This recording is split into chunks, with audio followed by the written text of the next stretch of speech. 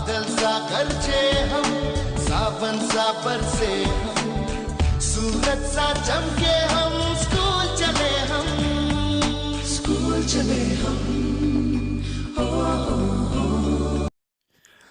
Good morning बच्चों, कैसे हैं आप सब लोग। उम्मीद करता हूं कि आप अच्छे से होंगे। और हमारा 8th unit is matter around a sphere, इसके हम आंसर क्वेश्चन आंसर कर रहे हैं। और 2 क्वेश्चन हमने पढ़ लिए थे, आज हमारा तीसरा क्वेश्चन है। ठीक है, तो तीसरा क्वेश्चन हमें बता रहा है कि Pragya tested the solubility of 3 different substances at different temperatures and collect the data as given below. Results are given in the following table.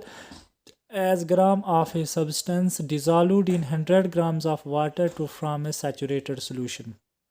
तो प्रज्ञा एक लड़की है, इसने सॉल्युबिलिटी का टेस्ट करना है और डिफरेंट टेम्परेचर्स पर इसने एक डिफरेंट सब्सटेंस लेके रखे हैं। और ये कहेगी अगर मैं डिफरेंट टेम्परेचर दूं और डिफरेंट सब्सटेंस का जो टेम्परेचर सॉल्युबिलिटी टेस्ट आता है तो वो सेम आता है, टेम्परेचर के साथ डिफरेंट आता है, या आप जो सब्सटेंस है सेम टेम्परेचर के साथ सेम सब्सटेंस का ये सॉल्युबिलिटी टेस्ट है। तो इसने फर्स्ट किया है कि mass of potassium nitrate would be seeded to produce a saturated solution of potassium nitrate in grams of water at 313 Kelvin. So second Pragya makes a saturated solution of potassium chloride in water at 353 Kelvin and leaves of solution to cool at room temperature. What would she observe as the solution cools? Explain. और C point है कि C part है find the solubility of each salt at 293 Kelvin and each salt has the highest solubility at this temperature. और ये पता है कि मैं डिफरेंट टेम्परेचर लूँगा, जैसे पोटाशियम नाइट्रेट का अगर मैं कोई सोल्यूशन लूँ, अनसैचुरेटेड सोल्यूशन लूँ, तो उसका टेम्परेचर अगर वाटर के साथ मैं कंपेयर करूँ तो वो होगा मेरा 313 केल्विन मतलब टेम्परेचर होगा। तो वो उसमें सॉल्युबिलिटी टेस्ट लगाएंगे तो क्या होगा। उसके बाद उन्होंने पोटाशियम क्लोराइड में वाटर लिया है तो उनका भी टेम्परेचर उन्होंने देखना है कि वो सोल्यूशन कूल होता है, एक्सप्लेन करना है वो। तो ये जितने भी पॉइंट हैं ये पॉइंट सारे आपको अच्छे से पढ़ने हैं। तो डी पॉइंट आपको बताया कि सॉल्युबिलिटी ऑफ सॉल्ट की, जब सॉल्ट की सॉल्युबिलिटी होती है तो टेम्परेचर कितना असर पड़ता है। तो इसका पहला सोल्यूशन है ए। तो ए का हम दे सकते हैं कि mass of potassium nitrate equal to saturated solution in 100 gram of water 330 kelvin equal to 62 gram. To find mass of potassium nitrate equal to saturated solution 50 gram of water. तो आपने एक सैचुरेटेड सॉल्यूशन रखा है 100 gram water लिया है और उसको 313 kelvin के ऊपर उसका आपने सॉल्यूशन फाइंड करना है कि कौन सा सॉल्यूशन बनेगा। आपने लेना है पोटेशियम नाइट्रेट, लेना है आपको सैचुरेटेड सॉल्यूशन के अंदर वाटर, वो आपने लेना है 50 ग्राम ऑफ वाटर और रिक्वायर्ड अमाउंट होगा 62 मल्टीप्लाई 50 मतलब क्या है 62 ग्राम जो होगा पोटेशियम नाइट्रेट होगा और वाटर होगा 50 ग्राम और उसको कन्वर्ट करोगे 100 में, उसके 31 ग्राम बनेगा। 31 gram of potassium nitrate is required. तो क्या हमने 100 ग्राम लिया और हमने 50 ग्राम जो है वो सैचुरेटेड सॉल्यूशन, ठीक है। और अनसैचुरेटेड सॉल्यूशन में भी वाटर डाला, उसमें भी वाटर डाला और हमने क्या किया 62 ग्राम्स फाइंड करना है कि 62 ग्राम्स में हमारा पोटेशियम नाइट्रेट कितना चाहिए। तो वो हमारा मिलता है पोटेशियम नाइट्रेट 31 ग्राम हमने पोटेशियम नाइट्रेट लेना है और हमें डिसॉल्व करना है 100 ग्राम ऑफ वाटर में, ठीक है। तो इसका नेक्स्ट पॉइंट आगे है। तो बच्चों नेक्स्ट पॉइंट है आपका बी पॉइंट है आपका बी पार्ट है कि the solubility of potassium chloride in water is decreased when and saturated when a saturated solution of potassium chloride lose heat at 353 Kelvin and consequently Pragya would observe catalysis of potassium chloride which would have surpassed its solubility at low temperature। तो क्या है कि आपकी solubility potassium chloride की प्रज्ञा कर रही थी water के साथ, तो वो डिक्रीज हो गई है सैचुरेटेड सोल्यूशन के अंदर, बिकॉज जो आपका टेम्परेचर 353 केल्विन जो टेम्परेचर है वो पोटाशियम क्लोराइड की हीट को लूज़ कर रहा है और जो प्रज्ञा है उसको ऑब्जर्वेशन कुछ नहीं मिली है। मीन्स कि पोटाशियम क्लोराइड के अंदर उसको कुछ क्रिस्टल ऑब्जर्व हुए हैं और जिसकी वजह से लो टेम्परेचर हुआ था, तो लो टेम्परेचर की वजह से सॉल्युबिलिटी कंप्लीट नहीं हुई है और सॉल्युबिलिटी ना कंप्लीट होने की वजह से उसको कुछ क्रिस्टल ऑब्जर्व हुए हैं। सी पार्ट बता रहा है कि listed below is the solubility of each salt at 293 kelvin. तो आपको क्या करना है कि ये जो नीचे solubility potassium nitrate, sodium chloride, potassium chloride, ammonium chloride, तो इनकी जो ये सॉल्युबिलिटी दी गई है साल्ट के अंदर आपको चेक करना है और आपको पर्टिकुलर टेम्परेचर जो है वो 293 केल्विन के ऊपर आपने चेक करना है सॉल्युबिलिटी साल्ट की, ठीक है। तो पोटाशियम नाइट्रेट की अगर हम सॉल्युबिलिटी चेक करें तो इसकी है 32/100। तो इसका मतलब सॉल्युबिलिटी सोडियम क्लोराइड की है पोटाशियम, तो 100 क्या 100 ग्राम आपको वाटर लेना है, ठीक है। 100 आपको वाटर लेना है ग्राम में, और आपका 32 जो होगा वो sodium nitrate, potassium chloride, sodium chloride और एमोनियम क्लोराइड आपको डिज़ोल्व करना है उस पानी के अंदर। अगर कंप्लीट डिज़ोल्व हो जाता है तो आपका सॉल्युबिलिटी टेस्ट आपको दिखाएगा कि कंप्लीटली डिज़ोल्व है। अगर नहीं होगा तो वो इनसॉल्युबल होगा, जो थोड़े क्रिस्टल दिखाएगा। इसके बाद ये आगे बता रहा है कि it is observe that the ammonium chloride salt has the highest amount of solubility. तो इसने प्राज्ञा ने ऑब्जर्व किया कि जो अमोनियम क्लोराइड है, अमोनियम क्लोराइड साल्ट जो है इसका सॉल्युबिलिटी बहुत ज़्यादा है when compared to any other salt at 293 kelvin. मतलब 293 केल्विन टेम्परेचर दे के भी कोई ऐसा हमारा साल्ट नहीं है जो कंप्लीट सॉल्युबिलिटी दिखाएगा, लेकिन इसका अमाउंट बहुत हाईएस्ट है, मतलब ये 293 केल्विन टेम्परेचर पर भी सॉल्युबल नहीं हुआ है। और डी पार्ट बता रहा है हमें effect of change of temperature on the solubility of salts. अब हमें क्या बताना है कि जो हमारा टेम्परेचर चेंज हो रहा है सॉल्युबिलिटी के अंदर, जब भी सॉल्युबिलिटी हम टेस्ट लगाते हैं तो सॉल्युबिलिटी टेस्ट के अंदर जब भी हमारा टेम्परेचर चेंज हो रहा है तो उसके ऊपर कोई असर पड़ रहा है जिसकी वजह से हमारी सॉल्युबिलिटी कंप्लीट नहीं हो रही है या कोई प्रॉब्लम हो रही है। तो हम देखेंगे आगे क्या बता रहा है ये। The table clearly depicts that the solubility of the salt is dependent upon the temperature and increase with an increase in temperature. तो इस टेबल में आपका क्लियरली बताया है, डिपिक्ट किया हुआ है कि सॉल्युबिलिटी टेस्ट है वो डिपेंड है टेम्परेचर के ऊपर। अगर आप टेम्परेचर राइज करेगा तो उसका सॉल्युबिलिटी जो होगी वो कंप्लीट आ सकती है। अगर आपका टेम्परेचर बहुत कम होगा आपकी सॉल्युबिलिटी नहीं होगी और वहां क्रिस्टल शो करेंगे, ठीक है। And increases with increase in temperature, solubility कभी आपकी इंक्रीज होगी जब टेम्परेचर इंक्रीज करेगा तो आपकी सॉल्युबिलिटी जो टेस्ट कर रहे हैं वो भी इंक्रीज करेगा टेम्परेचर के साथ। We can infer that when the salt arrives at its saturation point at the specific temperature there is a propensity to dissolve more salt through an increase in the temperature of the solution।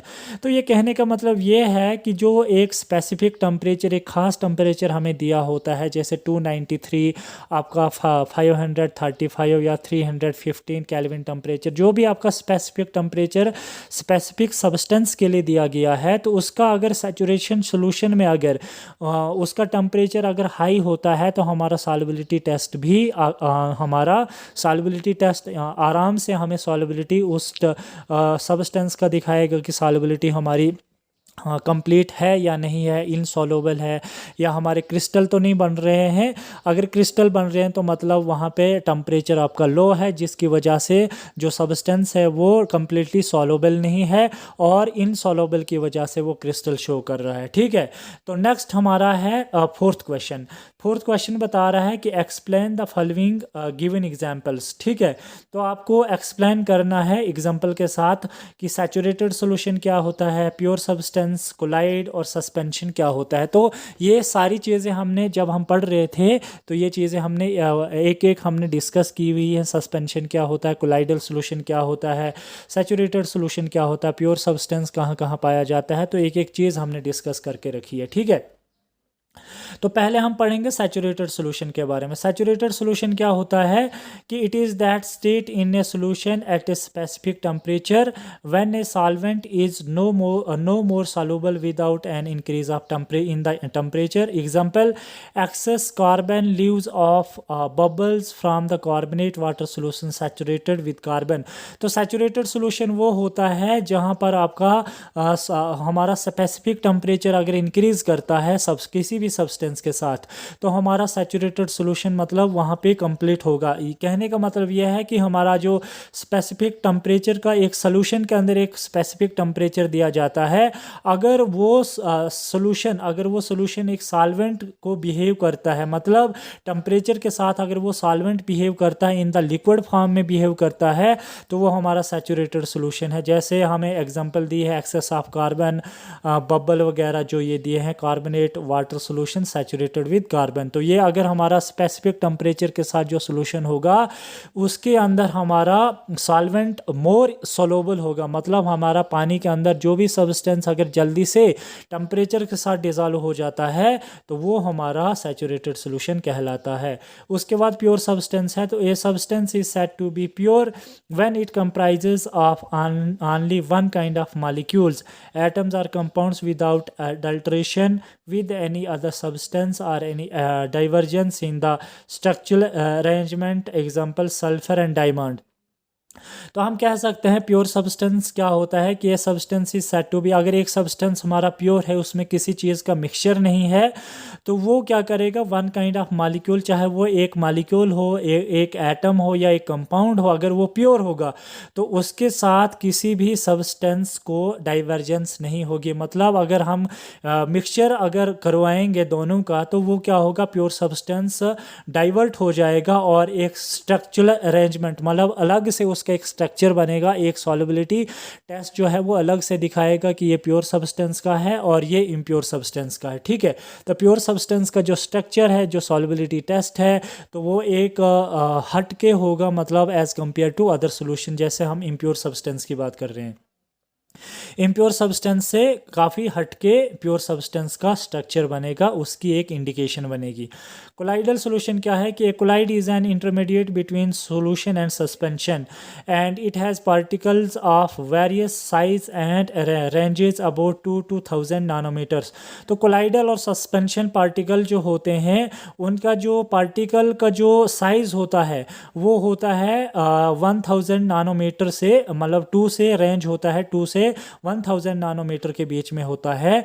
And colloid can be distinguish from solution using the Tyndall effect. तो हम colloidal solution हम तभी फ़र्क निकाल सकते हैं जब हमने टिंडाल इफेक्ट को अच्छे से समझा होगा, पढ़ा होगा। तो टिंडाल इफेक्ट क्या कहता है कि Tyndall effect is defined as the scattering of light beam through a colloidal solution, example milk and gelatin. तो टिंडाल इफेक्ट में मैंने आपको कहा था कि टिंडाल इफेक्ट क्या होता है, जब हमारी लाइट को स्कैटर करता है, लाइट को जब हमारी लाइट बिखरती हैं, जिसको हम बीम ऑफ लाइट के नाम से भी जानते हैं, बीम ऑफ लाइट भी कहते हैं, अगर वो कोलाइडल सोल्यूशन के अंदर पास हो रही हैं तो हमारा टिंडाल इफेक्ट कहाँ पे पास हो रही है, कहीं पे नहीं। तो मैंने आपको टिंडाल इफेक्ट कहा था, 2 सोल्यूशन थे और एक में आपने पानी लिया है, एक में दूध लिया है। तो टिंडाल टार्च अगर हम बराबर लगाएंगे तो एक में आपकी जो मिल्क होगा वो टिंडाल इफेक्ट नहीं दिखाएगा और आपका जो पानी होगा उसमें आपका जो है वो बीम ऑफ लाइट स्कैटर हो जाएगी। तो वो आपने टिंडाल इफेक्ट लास्ट टाइम भी पढ़ा था, मैंने आपको अच्छे से पढ़ाया था। तो इसकी एग्जांपल है मिल्क और जेलाटिन। और डी पार्ट है इसका, डी पार्ट कह रहा suspension. It is a homogeneous mixture that comprises of solute particles that are insoluble but are suspended in the medium, and these particles that are suspended are not microscopic but visible to bare eyes and are large enough, usually larger than a micrometer, and to undergo sedimentation। तो कहने का मतलब ये है कि हमारा जो suspension होता है, तो सस्पेंशन एक होमोजीनियस मिक्सचर है, मतलब सेम मिक्सचर का कंपोनेंट होते हैं, सेम मिक्सचर के जो पार्टिकल सॉल्यूट पार्टिकल्स होते हैं वो इनसॉल्युबल होते हैं, क्योंकि इधर मिक्सचर कंपोनेंट होता है, एक होता है प्योर और दूसरा इम्प्योर हो सकता है, इसलिए वो इनसॉल्युबल है। तो वो जो मीडियम के अंदर होते हैं वो पार्टिकल्स को सस्पेंड कर देता है और वो कंप्लीटली डिजॉल्व नहीं होते हैं इसके अंदर। And these particle that are suspended are not microscopic but visible. मतलब क्या है कि वो इतने पार्टिकल्स होते हैं कि हम क्या है कि वी कैन से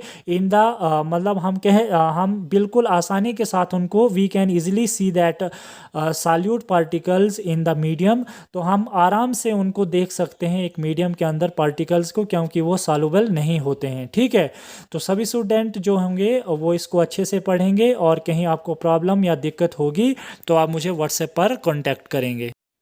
अगर कहीं आपको कोई प्रॉब्लम या दिक्कत आई होगी इसमें तो आप मुझे व्हाट्सएप के थ्रू या कॉन्टैक्ट के थ्रू मैसेज कर सकते हो, फ़ोन कर सकते हो।